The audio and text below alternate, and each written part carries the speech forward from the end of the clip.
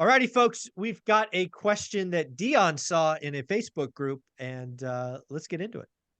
Well, I appreciate you guys taking a look at this. My goal is to help this person. So I gave an answer in the Facebook group. There is a Facebook group that is, in my opinion, designed around helping veterans. It's called Active Duty Passive Income. So if you're a veteran, you should check it out. If there's a veteran in your circle, maybe you should check it out, because sometimes they talk about things to do with your GI Bill, things to do with your VA loans, things to do with your TSP, which is like your 401k for the military.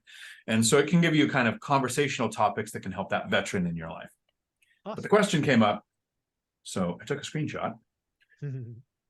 I won't read the guy's name. Just first name. His name, their first name.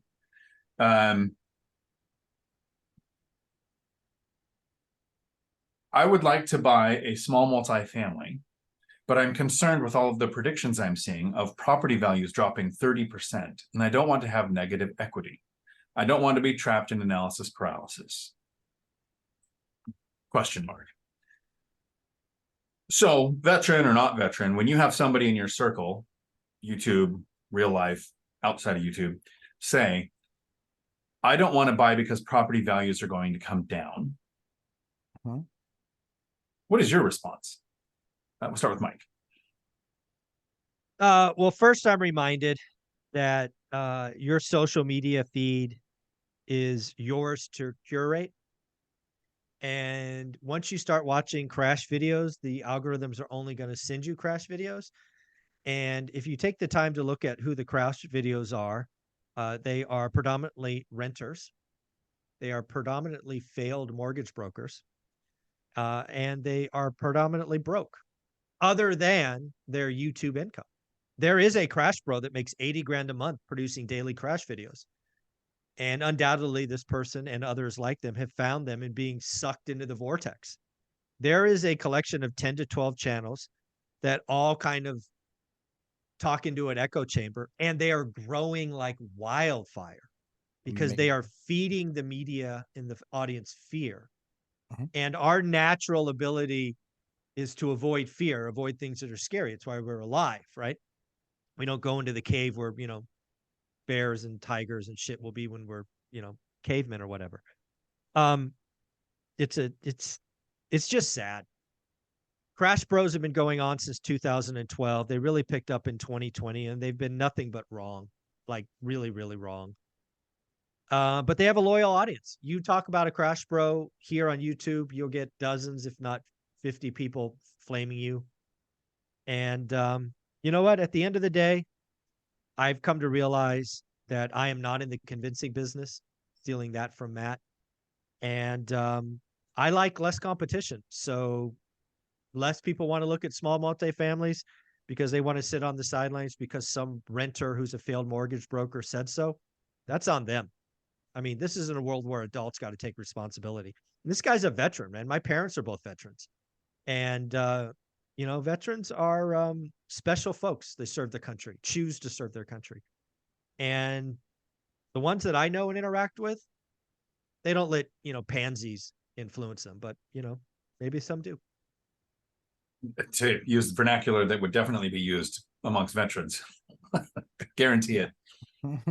And I answered with a three-pronged attack, but I actually want to hear Matt. What is your response when veteran or not veteran says, I think I don't want to own because properties are going to drop is better than the people say, I'm going to wait for them to drop and then buy. But I don't want to buy because values are going to come down. What is your answer? It's the same smart people that take advice from me on how to shave and how to lose that extra 50 pounds. Hairstyle. Wrong. Yeah. I mean, it's like Dion giving hair advice, like it's the dumbest thing ever, guys. It's just dumb. It's just, it's makes no sense whatsoever to ask somebody or to take somebody's word for it or to listen to how they chart and build a graph when they've never done what they've talked about. Never done what they've talked about. You don't take diet advice from clinically obese people. You don't have somebody teach you how to shoot a gun that's never been to a range and never so much as bought a bullet. Like, it's just the dumbest thing ever. Like that makes it your fault. When you don't have a good enough filter for yourself where you understand where you should be taking advice from, when everybody, the mentor phase, right? Everybody talks about freaking mentors. Everybody wants a mentor. What makes someone a mentor? They've never done it before. They don't know what they're talking about. Is that what makes them a mentor? Then in that case, this guy is the perfect mentor for doing zero, for being a loser and never making any money. He's the perfect mentor for that. And that's the problem, is that people don't understand garbage in, garbage out. Talk to people. If you want to understand how to get rich, do you talk to the bum on the street? No. Do you start combing homeless shelters, starting shouting, hey, can all the millionaires please tell me how to become a millionaire? You won't see any hands raised. That's the problem. So people need to be smarter in where they get their information from and recognize that so long as you keep on listening to the end of the cup on the string, you're not going to hear anything worth doing. So better understand where you're getting your data from and listen to somebody that's actually gone through it. Oh, I lost my house in 07. Okay. That's your extent of real estate? Yeah. Oh, okay. Well, then what you have to say is basically useless. Don't do an ARM with a ninja loan that didn't document that you didn't have to prove how much money you made. There you go. Problem solved. Done. So I think Crash Bros are successful at making crash videos and making money off of YouTube. So if you want to make money No off question. crash videos on YouTube, that's who you watch. Yeah. If you want to make money in real estate, that's not who you watch when they are consistently year after year, not even just month after month, year after year. This is the new reason for the crash. This is the new reason for the crash, over and over and over, and consistently wrong. So the three-pronged attack that I used to kind of answer, to try to help this fellow veteran. The first was I tried to use data, just in case this is a data person, because I don't know them. So it was a question in a form, right? So it's not like I know the person. So if they're data driven, I said, yes, Crash Bros, it's fear porn. You'll get a lot of views, but they're talking about two different markets. In 51% adjustable rate loans versus less than 13% now. Ninja loans versus strict lending. 105% loan to value to wrap the closing costs in versus people have equity, right? So I went through the data to say, you're seeing calls for a 30% market crash in a year, when the largest market crash we've ever seen market-wide was 8.9% in a 12-month period. So the person that's telling you 30% in a year doesn't understand how real estate works. So that's the first reason why this is done. Then the second thing I tried to talk about was, because he's talking small multifamily. So I know this is not a home buyer looking for their forever home. This is an investor looking for a place that's going to make money. I talked about prices not mattering. Right. Since 1940, when we started tracking the data, rents have never gone down market-wide. We're worried about that. So we invest planning on rents going down, even though they never have. If prices go down like they did in 2009 and 10, rents in Class C and B markets went up because all of the millions of people who went through foreclosures were now renters, which caused more demand on a limited supply. So I tried that tactic. And then the last one is the market doesn't tell us when to buy. Interest rates, stock market crashes. In my entire half a century of life, I think I remember 6 years where we weren't in major conflicts around the world. 6 years total out of all of those. So I don't think there's going to be many times where we don't have wars going on. None of that tells you to buy or to not buy. Meet Kevin's prediction on 1.8% interest rates in the next 10 years doesn't tell you to buy or not buy. The two things that tell you when to buy: one, are you ready? Meaning there's nothing major going on in your life that takes away your focus, divorce, death, something like that, major health concern. And you've studied your market, you know the asset class, you have the down payment reserves, closing costs, and money for immediate repair, so you're ready. And the second thing is you found a great deal. Those two things have nothing to do with home prices crashing 30% in the next year. So I'm hoping that my answer helped the veteran, but I kind of wanted you guys to say this because we hear this. How many times a week do you see this comment? Daily. So here's, I don't know if you know this, Dion, but Matt and I come from a sales world, and we've run complex sales cycles. And here is one of the truths that very few people really understand unless you've been in the game. People buy emotionally. They justify logically. So when you are really, really good at what you do, Your entire job is to get them emotionally wrapped in to this investment so they can feel it, right? They can see it. They can feel next year, next week, next month being better.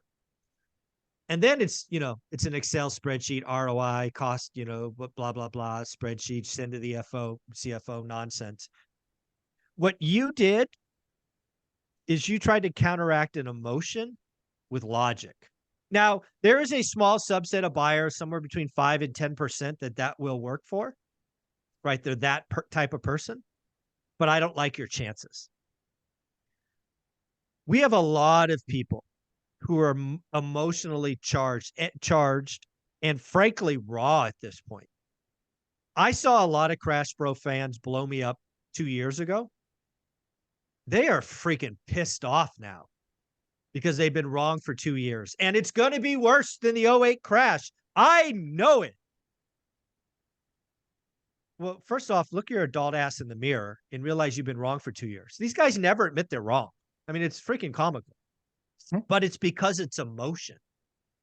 So again, not in the convincing business. Don't really care if you want to be broke forever. Not my problem. But unless we can address that emotion, we're going to leave 90% on the side and then bring 10% of the logic guys with us. I don't know, Matt, do you kind of feel that out there? Yeah, I mean, I think at the end of the day, so a biblical concept is fruit. What's the tree bearing? Fruit.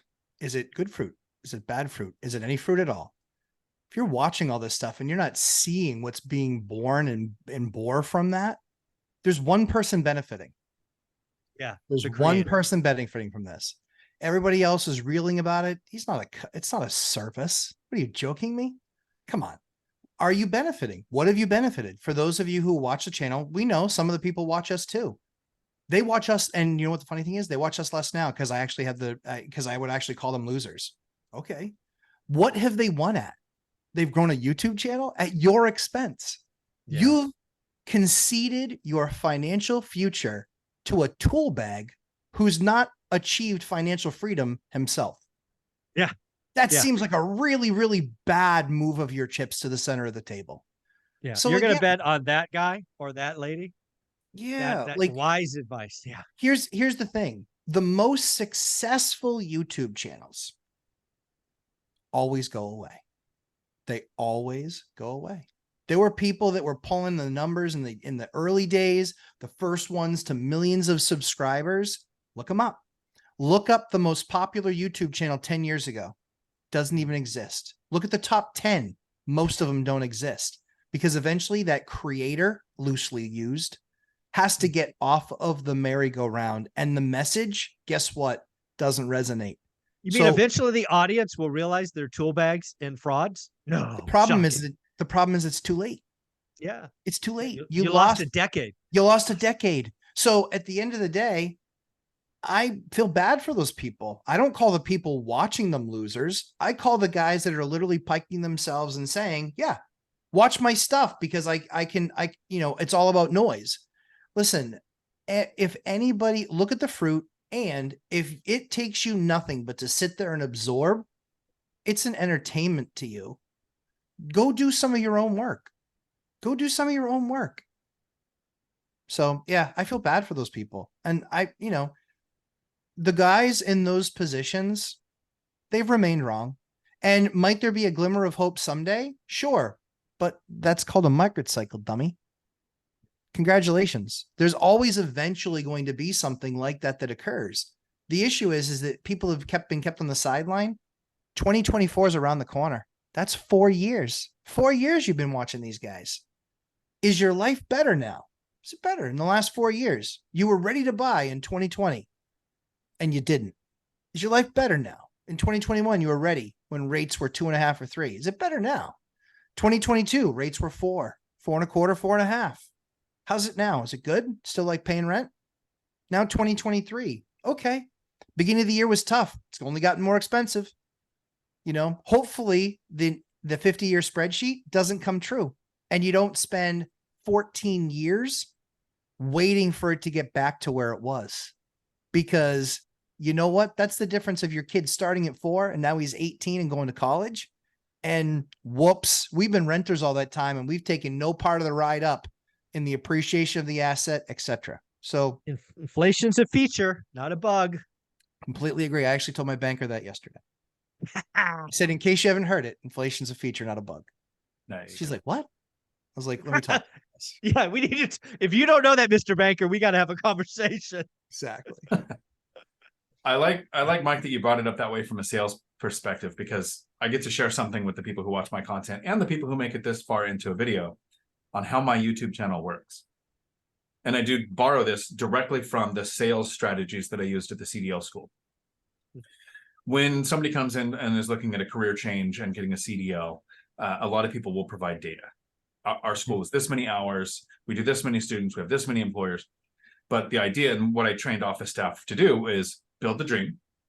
The dream is based on emotion, right? People, like you said, spend money on emotion. So what is the dream at a CDL school? It's a local job that pays 2 or 3 times more than over the road. They didn't know they're going to get this time with their family. Then you use the data to say, here's why our school is the one that gets you there. Exactly. My YouTube channel is the same. I use the emotion of, this is what it's like to be retired early. These are the trips I'm taking. This is what my daily routine looks like. This is my struggle of learning how to spend money. That's the emotion of, I think I would really want to be in that position before I started my financial journey. Then I use the logic of, here's the strategies that I used. Here's the tactics in those strategies that made it more likely to succeed. So if I just made whiteboard videos on here's how you analyze a property, I might get some views. I like it. But when people watch a video and they think, this is what I want, okay, now how does the data get me there? So I'm glad you brought that up, because I don't think I've ever said that in a video before, but that's the whole point of why I'm doing YouTube is this is possible because I'm in the parking lot. I got to get them into the stadium and onto the field. Yeah, you have the hardest job by far. You have the drunk idiots and morons who are really loud, and you're trying to get them out of the parking lot, the red Dixie cups or whatever they're called, solo cups, into the stadium. It's far more easier to take some from the stadium and get into the field, and then when they're on the field, Matt takes over. But damn, I would not watch your job. I would give up YouTube before I would take your job. I don't want it. Eventually, we'll all give up YouTube at some point. It's true. Because right now, I think the 3 of us are doing it because we're helping people. Yep. We're not doing the Crash Bow way where we need to make $80,000 a month from YouTube to be successful. In my live stream on Tuesday, which you're probably watching this in Futureland, I shared my YouTube channel data. I shared how much, that's my plan tonight, because we're doing this weird chronological thing, what I make in a month to show. I'm not making these videos to be financially free from YouTube, because I'm probably making about $1.50 an hour. YouTube. Dollar. Score. $1.50. Yeah. Yes.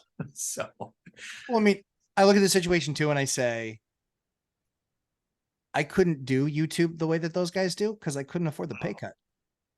I like it. I couldn't afford Just saying. the pay cut. And their channel in 5 years, is it going to be around like my properties and up? No, that's the problem. Because you guys know Spencer Cornelia, right? Spencer and I, we've had dinner together. We go out. We're both in Vegas now.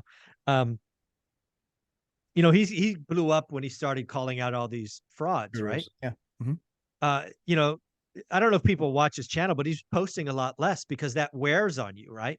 Kind of doing that kind of content is tiring. He was been sued a couple of times. It's rough, right? But I sort of look at that going, man, the Crash Bros are on the same trajectory. Eventually, people are going to realize these guys are frauds and freaking cartoon characters, and they're going to be gone. They're just their shtick is going to be over, and I can't wait. I can't wait. If I were them, and many of them do, delete videos that are more. Oh, they do. Oh, yeah. They delete them all the time. And so I am 11 months, no crash videos, feel like $1 million. I used to listen to them for perspective. And then I realized that these guys didn't have a perspective because they actually haven't done anything. Yeah. They haven't done shit. But the thing about it though, but here's where it's most important. I believe that one of them will likely have a class action lawsuit against them someday. Yeah. Based on all the ways that they twisted their data into origami to get people to behave a certain way because it would build their following, and it manipulated people into believing that they knew what they were talking about. none of us are in danger of being considered frauds because all we do is share exactly what we're doing. Yeah. That's it. So when one of them, hey guys, when one of you buys a house, you're officially a fraud. That in my eyes makes you a fraud. If you ever buy a house, that makes you a fraud because you told everybody, you're all following, not to do it. That's saying. happened. Yeah, That happened about a year ago on the one channel where I forget the guy's name, but the mindset where he was like, oh yeah, don't do it, don't buy. Here's the 40% crash. Here's the 30% crash. Here's what I'm hunting for in a house. That was exactly word for word how it went. Yeah. P.S. He's spending your clicks. Yeah. He's spending your clicks. You're buying his house for him. You know, we all have courses that we sell because we want to teach people. And there's the level of depth that we need to go to teach what we've learned, right? And at the end of the day, that is people making investments in themselves on how to learn a certain skill. What he does is not skillful. What they do is not skillful. What we have done and how we built our businesses is skillful. So at the end of the day, of course, results may vary. Of course, that's the case. Not everybody walks up to the plate, whether Manny Ramirez was their hitting coach or not, and can hit a ball 500 feet. However, it's avoiding the bad deals. And I've actually had people come out of my course and go, I don't think real estate investing is for me. Good. Great. You're welcome. You're welcome. Saved you a bunch of money. I saved you hundreds of thousands of dollars for $1,000. You're welcome. Exactly. Yeah, exactly. Nice. And we can wrap up right there. Guys, where can people find you? Matt, you first. Lumberjack Landlord, YouTube, Instagram, 11:30 a.m. Eastern time on Sundays. Come on in. We don't charge anything. We just want to yuck it up and have some conversation about real estate stuff. And you, Dion? Right here on YouTube, Dion Talk Financial Freedom, where I do my live streams on Tuesdays at 4 p.m. Pacific. Very cool. Dion, I think you have to stop it.